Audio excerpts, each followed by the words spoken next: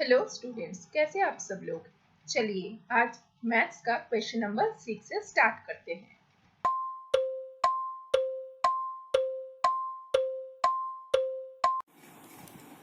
चलिए आज question number 6 start करते हैं। 6 से पिछले वीडियो में हम क्वेश्चन नंबर 1 to 5 सॉल्व किए थे। आज क्वेश्चन नंबर 6 में आते हैं। क्वेश्चन नंबर 6 में एक टेबल दिया हुआ है जिसमें इनकम दिया हुआ है कोई पर्टिकुलर मंथ का। उसका बहुत सारे सोर्स है इनकम का। 5 आदमियों का दिया हुआ है, 5 एम्प्लॉय का, ABCDE 5 लोगों का इनकम दिया हुआ है डिफरेंट सेक्टर में, जैसे salary, over time, arrears, bonus, miscellaneous and total sum दिया हुआ है। क्वेश्चन क्या पूछा है ना, how many employees have their salary more than 4 times their other incomes. मतलब टोटल दिया हुआ है, सैलरी दिया हुआ है, अदर्स इनकम दिया हुआ है। अब सैलरी अदर इनकम से 4 times ज्यादा है, ऐसे 5 एम्प्लॉय में कितने सारे एम्प्लॉयज है, ये क्वेश्चन में पूछा गया है। तो एम्प्लॉय वाइज हम पहले देख लेते हैं। पहले एम्प्लॉयज ए का देख लेते हैं। एम्प्लॉयज ए का सैलरी कितना है, सैलरी है 52,000। अब आदर कैसे कैलकुलेट करेंगे, बाकी को ऐड मत करना, टोटल से माइनस करना। टोटल कितना है ऊपर लिख लेते हैं। टोटल है इसका 66,000। तो इसका अदर इनकम कितना होगा, जो बाकी over time, arrears, bonus, miscellaneous ये है, माइनस कर दो तो 14,000। अब 14,000 इंटू 4, क्योंकि 4 times लिखा है, 14,000 इंटू 4 कितना होता है 56,000। तो 56,000 देख रही हूँ, इस जो सैलरी है वो लेस है, तो ये नहीं होगा, क्योंकि इनका सैलरी, इनका अदर्स इनकम का 4 times से लेस है, नहीं ना कि मोर है, तो ए इनमें नहीं आएंगे। अब बी का देख लेते हैं। बी का टोटल कितना है, टोटल है 59,000 एंड सैलरी कितना है, सैलरी है 48,500। तो इसका अदर इनकम कितना बन रहा है 10,500 अदर इनकम। ठीक है, मल्टीप्लाई 4 कीजिए,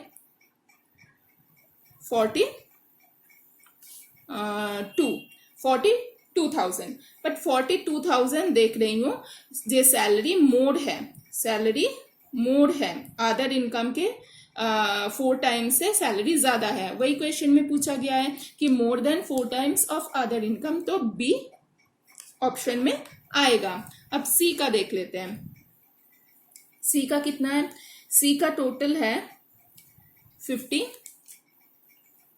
52,000 एंड सी का सैलरी कितना है, सैलरी है 42,000।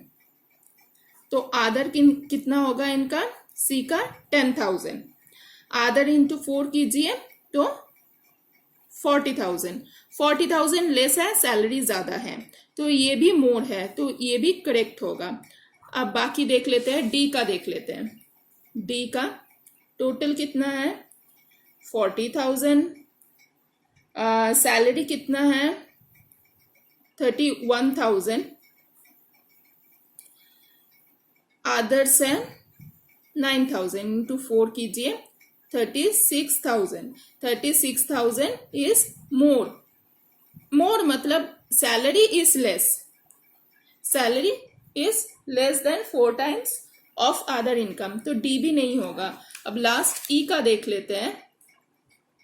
ई का टोटल है 31,700 एंड ई का सैलरी कितना है 25,000।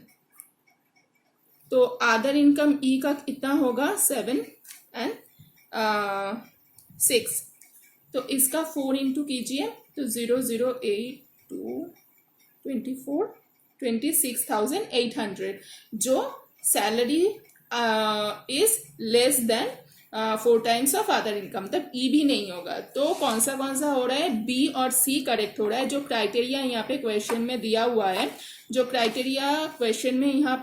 है, उसमें सिर्फ बैठ रहा है बी और सी। तो इसका आंसर हाउ मेनी एम्प्लॉयज होगा, 2 एम्प्लॉय 5 में से, तो इसका आंसर होगा 2. 2 is the correct answer for this question.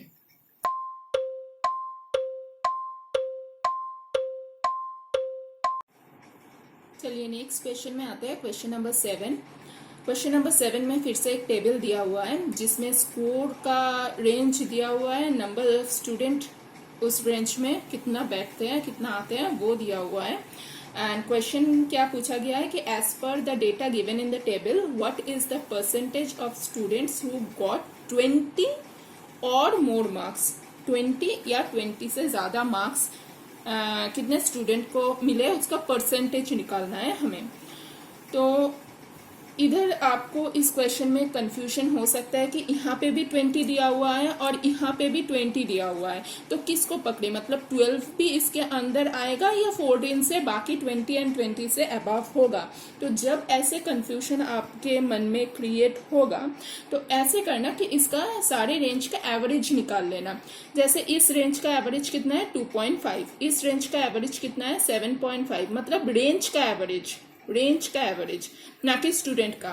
Range का एवरेज कितना है, इसका है 12.5, इसका है 17.5, 22.5, 27.5, 32.5 एंड 37.5. ये है एवरेज और इसका मीन है रेंज का. तो इसमें देख लीजिए कि 20 एंड 20 का ज़्यादा किस किस में रेंज में आ रहे हैं, वो है इस रेंज में, ना कि इस रेंज में. तो इसमें आपका कंफ्यूजन दूर हो जाएगा कि हमें कौन सा पकड़ना है, कौन सा रेंज का हमें पकड़ना है. ठीक है, तो इसका सोल्यूशन पहले स्टार्ट करते हैं. तो पहले हम टोटल नंबर ऑफ स्टूडेंट देख लेते हैं कि टोटल नंबर ऑफ स्टूडेंट कितना है. कुछ नहीं, सबको ऐड कर देते हैं. 13 + 15 + 18 + 12 + 14 + 19 + 6 + 3 करने से कितना आएगा, 100 आएगा. ऐड करके देख लेना, इसका आंसर ऐड करके 100 आएगा. अब हमें जो दिया, मतलब जो पूछा गया है उसका टोटल निकाल लेते हैं कि total number of students who got 20 और मोर मार्क्स, ऐसे स्टूडेंट कितना है. 14 + 19 + 6 + 3, ये ऐड करने से आएगा 42. अब हमें अलग से परसेंटेज कैलकुलेट करना नहीं पड़ेगा क्योंकि टोटल 100 स्टूडेंट ही दिया हुआ है, तो आंसर होगा 42%. इसमें जो जो ऑप्शन दिया हुआ है वो ऑप्शन 4 में था 42% आंसर. तो option 4 is the correct answer for this question.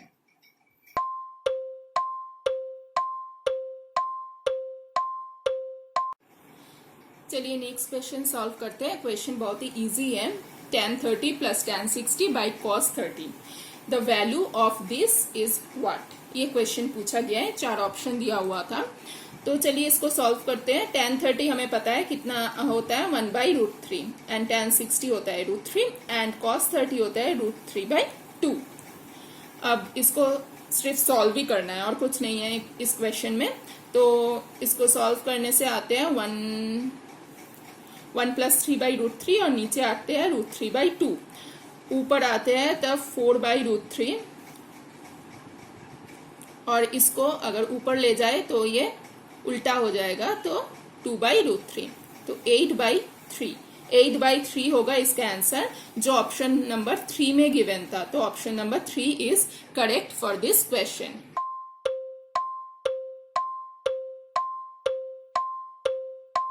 चलिए नेक्स्ट क्वेश्चन में आते हैं. ये भी इजी क्वेश्चन है. Question number 9. इसमें एक फिगर दिया हुआ है जो एक राइट एंगल ट्रायंगल का फिगर दिया हुआ है जिसमें Q है राइट एंगल एंड इसका हाइट दिया हुआ है 8 एंड हाइपोटेन्यूज दिया हुआ है 17. बेस का वैल्यू नहीं दिया हुआ है. इसमें हमें निकालना क्या है, कॉट थीटा का वैल्यू निकालना है. अब हमें पता है tan थीटा इक्वल टू क्या होता है, height by base. So cot theta equal to क्या होगा, 1/tan थीटा, मतलब बेस बाई हाइट. तो ये हमें निकालना है, बट बेस तो हमें गिवन है ही नहीं, तो पहले बेस का वैल्यू निकालना पड़ेगा। उसके लिए हमें हेल्प लेना पड़ेगा पाइथागोरस थ्योरम का। पाइथागोरस थ्योरम में क्या बोलता है कि ऐसे हाइपोटेन्यूज कितना होता है, root over height square plus base square. तो बेस यहाँ से निकल जाएगा कि root over hypotenuse square minus H square, जो हमें गिवन है। तो बेस कितना होगा ये फिगर से, root over 17 square minus 8 square. तो अगर आपको 17 स्क्वायर निकालने में वहाँ पे देर हो रहा है तो आप ए स्क्वायर माइनस बी स्क्वायर का फॉर्मूला भी कर सकते हो कि 17 प्लस 8 इंटू 17 माइनस 8 जो है रूट ओवर 25 इंटू 9। तो यहाँ से इजीली सॉल्व हो जाएगा। 25 का रूट कितना होता है 5 एंड 9 का रूट कितना होता है 3। तो ये आएगा आंसर 15 आएगा इसका बेस का आंसर। ये आप 17 का स्क्वायर निकाल के फिर माइनस करके भी कर सकते हो, या ऐसे सॉल्व करने में ज़्यादा टाइम नहीं लगेगा, जल्दी हो जाएगा। ठीक है, तो 15 है, इधर लिख देती हूँ ए स्क्वायर माइनस बी स्क्वायर ए प्लस बी इंटू ए माइनस बी, ये फॉर्मूला लगाई मैंने। ठीक है, तो बेस कितना आ गया 15। अब हमें पता है अब कॉट थीटा यहाँ से निकल जाएगा। कॉट थीटा कितना होगा बेस बाई हाइट, बेस कितना है 15 बाई हाइट कितना है 8। तो आंसर होगा 15 बाई 8 जो ऑप्शन 3 में गिवन था। तो option 3 is the correct answer for this question.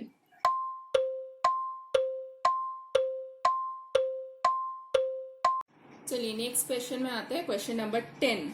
इसमें क्या बोल रहा है, A can finish a work in 20 days, B can finish the same work in 25 days and they began together, but B left the work after 5 days. How many days will A take to finish the remaining work? जितना काज बचा हुआ है A finish कर सकते हैं एक काम को 20 दिन में, B कर सकते हैं 25 डेज में। अब दोनों ने एक साथ काम स्टार्ट किया, बट बी क्या हुआ 5 दिन काम करने के बाद ये भाग गया, बाकी काम ए को करना पड़ा। तो बाकी काम ए करने के लिए कितना दिन उनको लगेगा फिनिश करने के लिए बाकी काम, तो ये क्वेश्चन में पूछा गया है। तो ए कितना करते हैं काम, 20 दिन में कंप्लीट करते हैं काम। तो ए 1 डे पे कितना करते हैं, 1 डे में 1/20 इतना पार्ट करते हैं।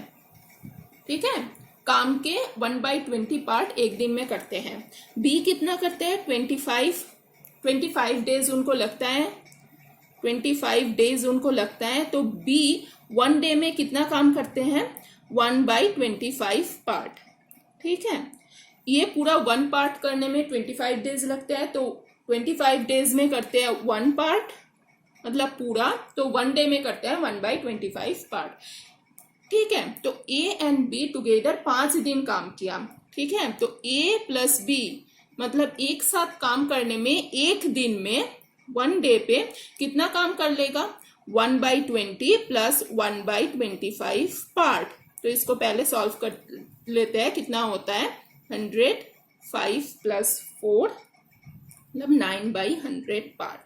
एक दिन अगर ए बी एक साथ काम करे तो इतना काम कर लेगा। अब काम कितना किया है 5 डेज, तो 5 डेज में कितना काम कर लेगा 5 डेज में कर लेगा 9 × 5/100 मतलब इतना पार्ट, मतलब 9/20 पार्ट। 5 डेज में इतना काम कर लेगा ए प्लस बी एक साथ। ठीक है, अब बाकी काम कितना रह जाएगा, तो रिमेनिंग वर्क कितना होगा, रिमेनिंग वर्क होगा 1 - 9/20 इतना पार्ट रिमेनिंग लगेगा, क्योंकि पूरा 1 पार्ट है पूरा वर्क।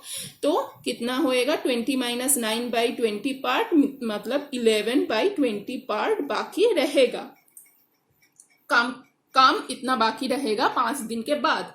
ठीक है, फिर इसको किसको करना है, ए को करना है। तो ये 1 पार्ट करते हैं 20 डेज में। ठीक है, 1 पार्ट करते हैं 20 डेज में, तो 11/20 पार्ट करेगा कितना डेज में 20 × 11/20 डेज, इतना डेज में करेगा। 20 कैंसिल हो जा रहा है तो 11 डेज।